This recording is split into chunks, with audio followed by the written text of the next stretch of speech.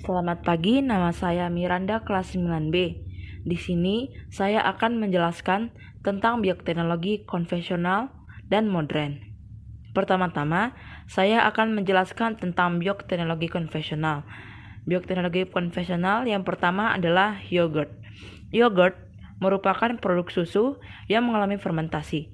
Proses pembuatan yogurt diawali dengan memanaskan susu pada suhu 90 derajat Celcius selama 15-30 menit. Tujuan dari pemanasan ini adalah untuk mematikan semua bakteri yang ada di dalam susu. Lalu, susu didinginkan sampai 43 derajat Celcius dan dimasukkan bakteri Lactobacillus bulgaricus dan Streptococcus thermophilus. Setelah itu, susu diinkubasi selama 3 jam dengan pH 4-4,5. Pada masa inkubasi, dihasilkan asam laknat yang membuat yogurt berasa asam. Yang kedua adalah tempe. Dalam proses pembuatan tempe adalah kedelai dicuci, direndam selama pada suhu kira-kira 25 derajat Celcius dan keesokan harinya kulit kedelai dikupas. Biji kedelai direbus selama 30 menit, kemudian didinginkan. Lalu, biji kedelai diinokulasi dengan jamur Rhizopus oryzae. Setelah itu, biji kedelai dibungkus dengan daun pisang dan diinkubasikan selama 2 hari. Yang ketiga adalah roti.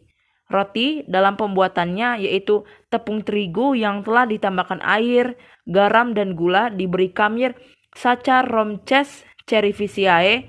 Lalu, adonan roti didiamkan selama 1 jam. Selama 1 jam tersebut, kamir Saccharomyces cerevisiae melakukan fermentasi alkohol yang menghasilkan etanol, karbon dioksida, dan energi. Yang keempat adalah keju. Dalam proses pembuatan keju, diawali dengan proses pemanasan susu pada suhu 90 derajat Celcius selama 15-30 menit atau pasteurisasi untuk membunuh bakteri patogen. Setelah dipasteurisasi, susu diberi bakteri Lactobacillus bulgaricus dan Streptococcus thermophilus untuk mengubah laktosa mengumpulkan protein susu atau kasein sehingga terbentuk dadi susu. Kemudian, yaitu penyempurnaan pembentukan dadi susu dengan pemberian enzim renin. Enzim renin menyebabkan kasein mengendap dan membentuk dadi susu seperti agar-agar. Lalu, air dadi dibuang dan dadi susu dipres dan dipadatkan sehingga terbentuk keju. Yang kelima adalah kecap. Kecap merupakan penyedap rasa yang memiliki rasa manis maupun asin, yang dibuat dengan bahan dasar kedelai hitam dan ada juga dasar air kelapa. Pembuatan kecap ini menggunakan bantuan jamur Aspergillus wenti. Yang kedua adalah bioteknologi modern. Yang pertama adalah cloning. Cloning adalah teknik bioteknologi modern yang ditunaikan untuk menghasilkan individu baru yang persis secara genetik.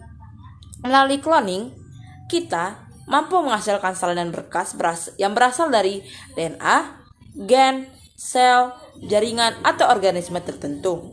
Contoh penerapan teknik ini, seandainya kita mampu menemukan terhadap cloning domba doli dihasilkan berasal dari transfer inti sel autosom atau diploid ke dalam ovum haploid yang telah diambil ahli inti telurnya. Yang kedua adalah hormon insulin.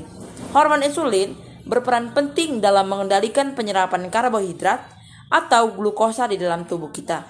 Orang-orang yang terserang diabetes biasanya memiliki kasus produksi hormon insulin di dalam tubuhnya.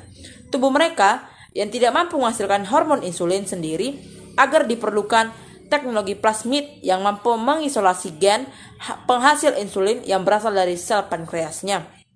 Yang ketiga adalah bayi tabung. Bayi tabung adalah penerapan bioteknologi modern yang menunjang banyak pasangan suami istri bersama dengan kasus kesuburan. Pasangan yang tidak mampu beroleh keturunan dikarenakan adanya aspek pembatasan fisik mampu menerapkan teknik ini sebagai solusi terbaik. Teknik pembuahan yang dirilis oleh R.J. Edwards dan P.C. Steptoe terhadap tahun 1977 ini ditunaikan bersama dengan pengendalian ovulasi wanita secara hormonal, pengambilan sel telur, dan pembuahan oleh sperma dalam suatu tempat yang cair. Pembuahan yang berlangsung dalam teknik bayi tabung ditunaikan di luar tubuh wanita. Yang keempat adalah inseminasi buatan. Inseminasi buatan atau kawin suntik adalah teknik yang ditunaikan untuk mempercepat sistem perkembangbiakan terhadap hewan-hewan tertentu.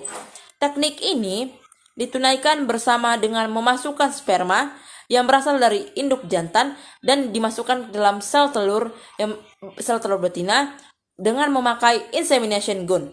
Adapun hewan yang lazimnya digunakan sebagai indukan hewan seperti kambing, sapi, kuda, dan lain sebagainya.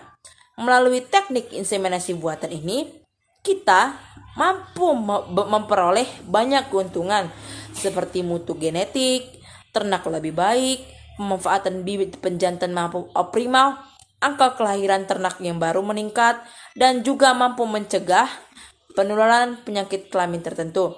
Sekian dari saya, terima kasih.